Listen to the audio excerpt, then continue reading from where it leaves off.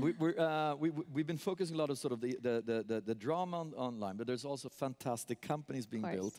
Nextdoor is an excellent company that Nirav Tolia, also an old Sign founder, has created. And we also have Peter Vesterbacka, the Angry Birds founder, that's coming out with his new game that he believes will be even more exciting. That also has a social agenda. So what is Nextdoor? And should we ask Nirav to come online? Yeah, we should. Is he here? Should we ask Alexa? Nirav? Can we just conjure him? Is that how it works here? Nirav? Hello. Oh, wow. Hi. How are you guys? Good. How are you? Great. Wow. I can't. That was so seamless. I'm so impressed. It's like so he you can't see obviously the audience, or can you? No. Give him a warm applause to hear that there's somebody here. Yeah. Nirav, how many people here know what Nextdoor is? Okay, so decent amount. Do you mind kind of explaining what Nextdoor is to everyone? Not at all. Nextdoor is a private social network for the neighborhood.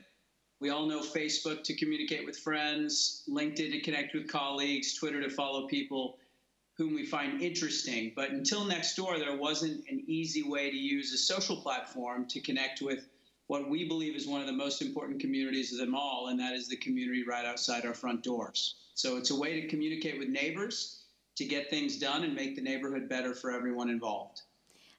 I'd be curious to know, because we're talking a little bit about responsibility and tech founders feeling kind of a new responsibility. Technically, you guys are in, it's something like 90% of neighborhoods in the United States are signed up for Nextdoor. So what kind of responsibility do you feel having such like a local service? And by the way, people send over personal information to show that, you know, in order to get into Nextdoor, you have to actually show you live in the neighborhood. So what kind of responsibility do you feel?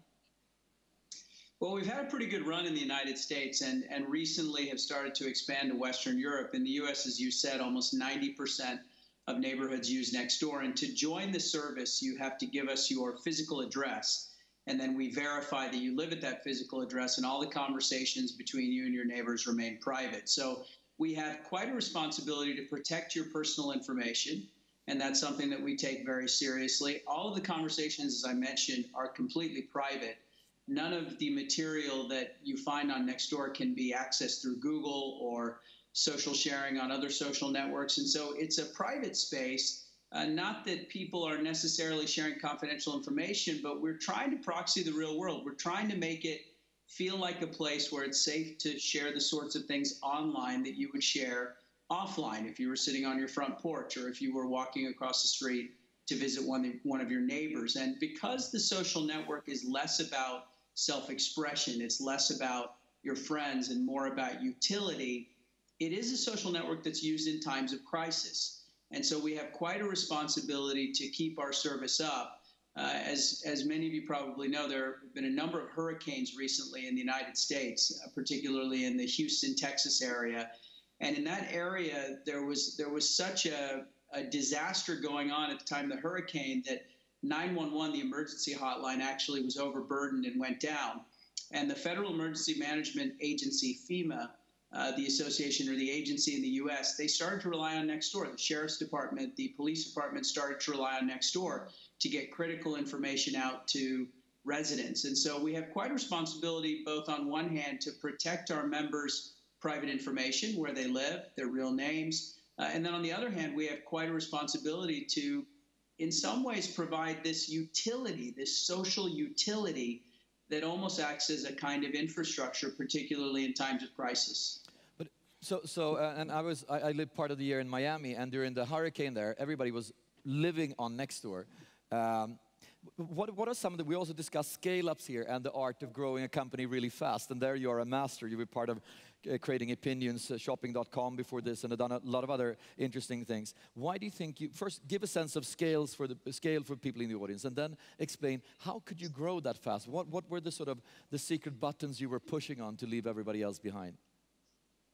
Well, at this point, about 6 years after we launched first in the US, as we mentioned, 90% of American neighborhoods. And we see a path in the next couple of years to have 100 million daily active members in the US alone. So we're very excited about the total addressable market. Again, in the US alone, we've recently expanded, as I mentioned, to Western Europe and the UK.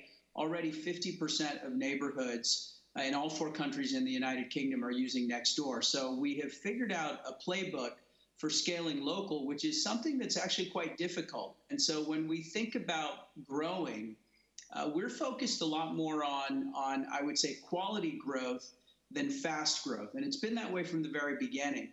Local is something that is quite difficult because there isn't a platform-wide network effect. With social networks, you typically can take advantage of virality. You can take advantage of this network effect where one person can invite hundreds, if not thousands of people to the service. But in Nextdoor's case, number one, you don't really know who your neighbors are. And number two, you don't have 1,000 or 2,000 or 3,000 neighbors. In many cases, you're talking about hundreds of people. And so in the 160,000 neighborhoods that are using Nextdoor, in some way, we've had to recreate a kind of network effect in each one of those neighborhoods. And when we started the company, it almost seemed like a fool's errand. I remember the first year, we had 175 neighborhoods that were using Nextdoor. That was 175 after an entire year of work. And we sat down at a board meeting, and I remember one of my board members, Bill Gurley from Benchmark, asked me, he said, how many neighborhoods do you think there are in the United States? And I said, well, we estimate that there are somewhere on the order of 160, 170,000. And he said, okay, doing some quick math, since you guys were able to get 175 to adopt Nextdoor in 1 year, you're on roughly a 100-year run rate to get to full adoption in the United States. And we sort of chuckled about it because we knew that we needed to figure out a way to scale more quickly.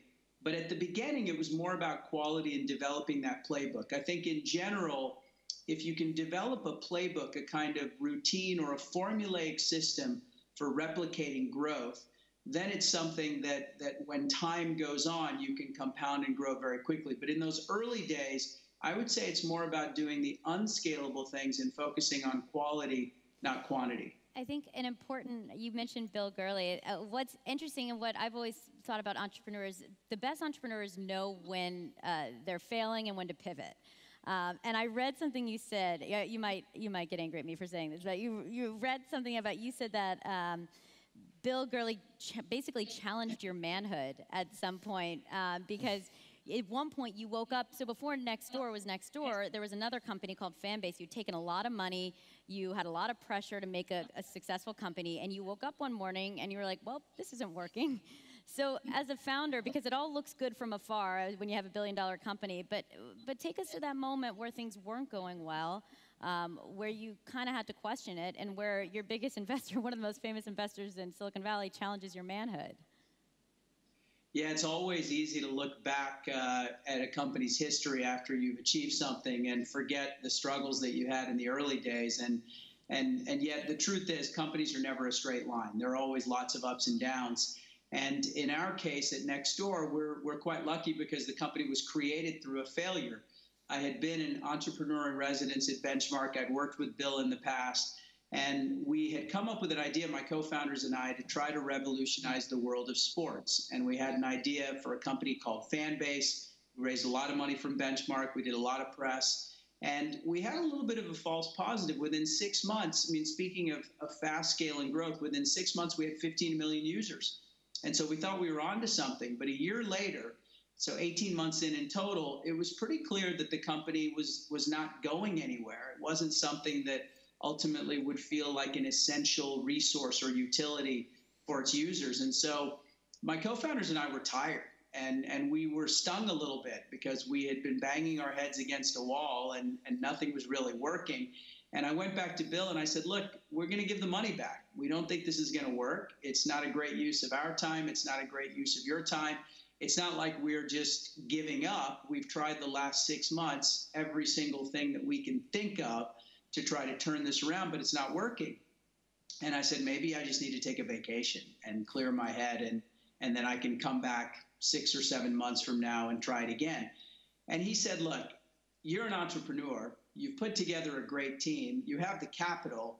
I can't believe that you're actually willing to walk away from this at this point. And he slid across the table a very, very inspirational poem. It's a poem by Rudyard Kipling called If. And some of you may know it because some of the lines are in the locker room at Wimbledon.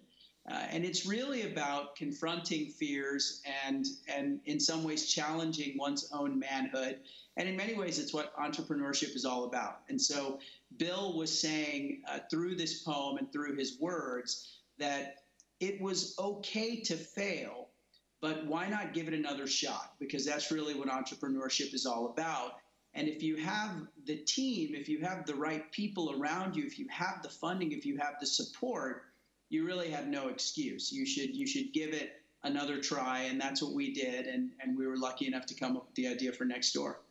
I think that's a wonderful story, and I've been visiting you there, and it's a wonderful company you've built. If you, as a last point, would give just a sentence to somebody that wants to build a successful scale-up, a leadership advice in one sentence, what would that sentence be? Entrepreneurship is all about resiliency. And it's not about instant success. It's not about knowing that you're right immediately. It's about trying again and again and again until you break through. The line that I really like is success is really 999 failures ending with one victory, one success.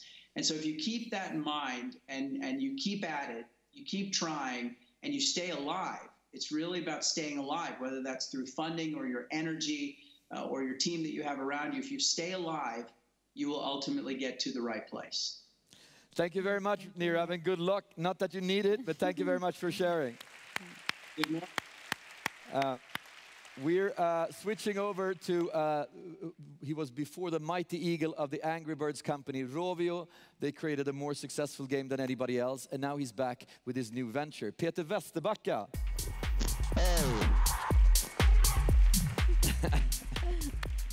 I feel like I haven't. I don't know if you remember this, Peter, but I remember when I was probably a year into covering technology. I met you at South by Southwest, and immediately in the mail I got like an Angry Bird stuffed animal and sweater. And if I think anything about you, it's just how much you embody a brand. I mean, from the get-go. So maybe before we get into that, explain to us the and show us back off so you see the logo on, because you have a hoodie now and you never change it. Okay. That's your new logo. I'm still waiting for my scene and mail of the new stuff. So explain, it's Big Bang Legends. Explain what you're up to now. Yeah, so we actually have on the team many of the people who made Angry Birds.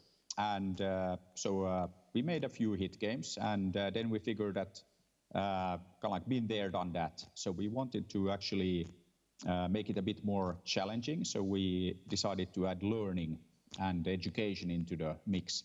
And with Big Bang Legends and at Lightyear, we're actually going to make learning games that don't suck. So Big Bang Legend. Yeah, it's like this one. And what is it? And you teach kids when you play, or could you explain the experience? Yeah, so we teamed up with CERN, so you know the guys who run the accelerator in Geneva, and then we actually decided to bring together the best character designers, best game designers, best scientists, best pedagogues. So we work with University of Helsinki, Oxford.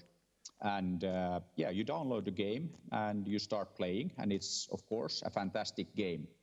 But we've tested this now in schools in Finland, in Singapore, in Slovakia, in Argentina. So we picked like a few countries here and there. And then we go to schools, and then we ask the kids that anybody here love playing games? And it's pretty much like everybody. And then we asked them that, okay, so how many of you guys love particle physics? And then it's like with the 6-year-olds, it's typically that, what's particle physics? And then we let them play the game for like 15 minutes. And then we again asked them that, okay, so what did you like, or what do you think about the game?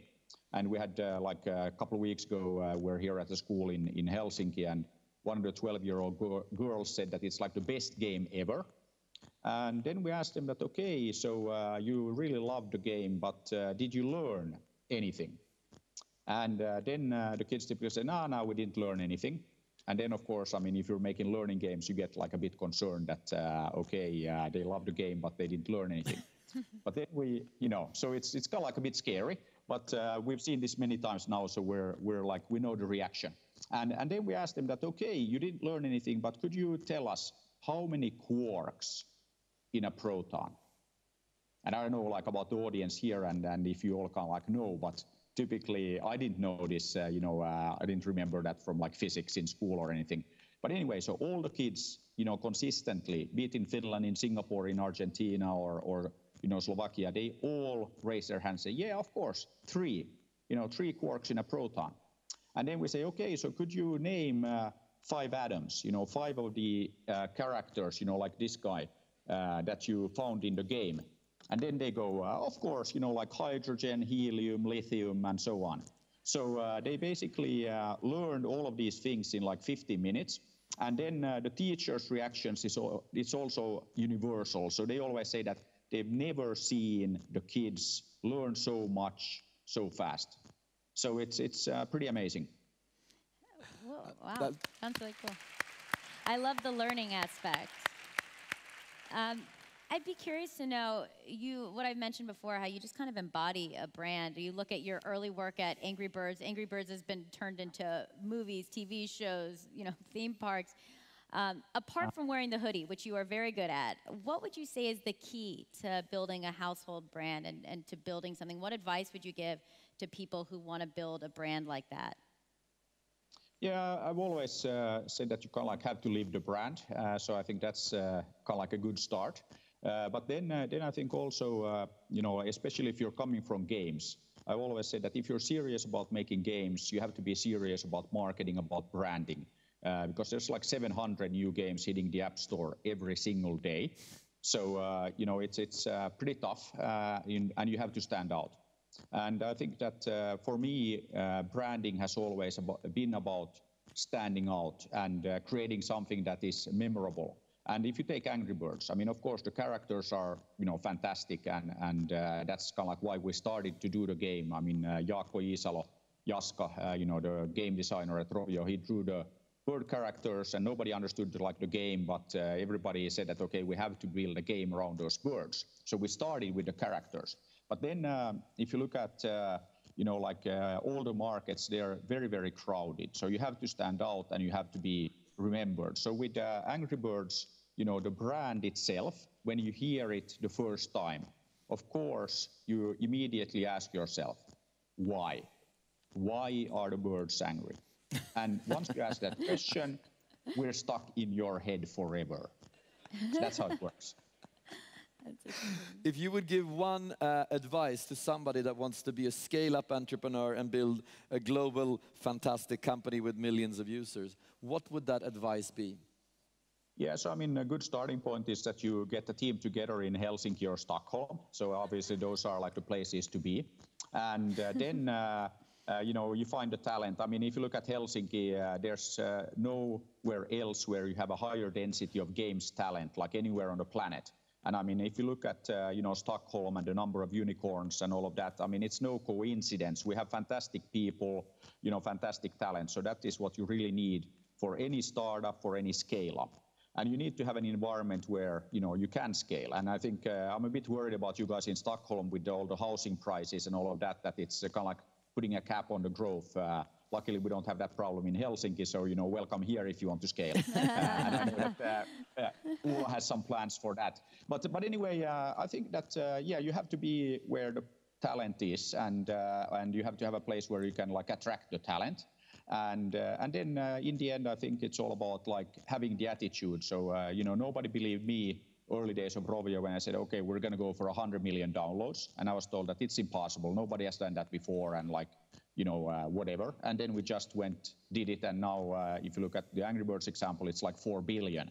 So I think that, but it's also just, because you're so attitude. total. I mean, Laurie started with that. You're so total living your brand. Yeah. We were invited to the royal family in England. I was at the pub, same entrepreneurs things. And we come there, and Richard Branson was there, and we had black ties. He had his Angry Birds hoodie, and the guard said, "Take this man away, he's disturbing the guest." Yeah. And he said, "No, I'm on the list." "But you don't have proper attire." "It's perfect attire. Ask the prince, he plays all the time." And then we went, "Excuse me, sir," and then he was invited in. Yeah, it happens. But I mean, again, you have to live it. But hey, I'm afraid I have to run. Yeah, so do we. But thank you so much, and good luck. Hey, Thanks. hey, thank you all, and thank you all, and hopefully see you soon in Stockholm. So have a great day. Bye bye.